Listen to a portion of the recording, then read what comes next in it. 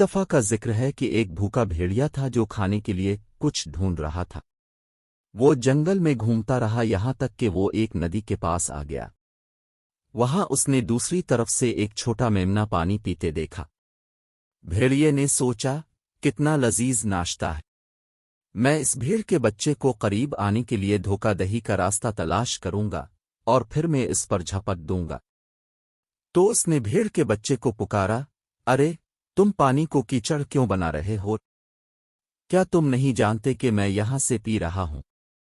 بھیڑ کے بچے نے نظر اٹھا کر بھیڑیے کو دیکھا۔ وہ بہت خوفزدہ تھا، لیکن اس نے شائستہ رہنے کی کوشش کی۔ اس نے کہا، جناب، مجھے نہیں لگتا کہ میں پانی کو کیچڑ بنا رہا ہوں۔ اب دیکھیں، اب کی طرف سے ندی بہتی ہے، اس لیے اب کی طرف پانی صاف ہونا چاہیے۔ بھیڑیا بھیڑ کے بچے کی منطق سے ناراض ہوا، لیکن اس نے ہمت نہیں ہاری۔ اس نے کہا، اچھا تو پھر تم نے پچھلے سال میری توہین کیوں کی تھی؟ تمہاری ہمت کیسے ہوئی مجھ سے بات کرنے کی؟ بھیڑ کا بچہ الجھا ہوا تھا۔ اس نے کہا، جناب میں تو پچھلے سال پیدا بھی نہیں ہوا تھا، میں آپ کی توہین کیسے کر سکتا تھا؟ بھیڑیا ناراض ہو گیا۔ بھیڑ کا بچہ گھبرا گیا۔ اس نے کہا، جناب مجھ پر رحم کریں، میں صرف ایک چھوٹا بچہ ہوں۔ میری ایک ماں ہے جو مجھ سے پیار کرتی ہے اور گھر میں میرا انتظار کرتی ہے، براہ کرم مجھے جانے دے۔ بھیڑیے نے ایک لمحے کے لیے سوچنے کا بہانہ کیا۔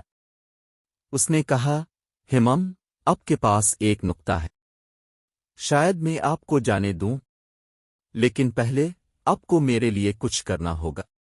بھیڑ کا بچہ پر امید تھا۔ اس نے کہا، جناب کیا بات ہے، آپ جو چاہیں۔ بھیڑیے نے کہا، تمہیں مجھے ایک گانا گانا ہے، ایک گانا جو میری اور میری مہربانی کی تعریف کرتا ہے۔ بھیڑ کا بچہ مان گیا۔ اس نے گلا صاف کیا اور گانا شروع کیا۔ او مسٹر ولف، آپ بہت مہربان ہیں، آپ بہت فیاض اور بہت بہتر ہیں، تم نے میری جان بخشی اور مجھے جانے دیا، تم سب سے بہترین بھیڑیا ہو جسے میں جانتا ہوں۔ بھیڑیا مسکرایا اور تالیاں بجائیں۔ اس نے کہا، کتنا پیارا گانا ہے، تمہاری آواز بہت خوبصورت ہے، میرے دوست قریب آؤ، میں تمہیں گلے لگاؤں۔ بھیڑ کا بچہ بولا تھا اور بھیڑیے پر بھروسہ کرتا تھا۔ وہ گلے ملنے کی امید میں اس کی طرف بڑھا، لیکن جیسے ہی وہ قریب آیا، بھیڑیے نے اس کے جبڑے نوچ لیے اور اسے منہ میں پکڑ لیا۔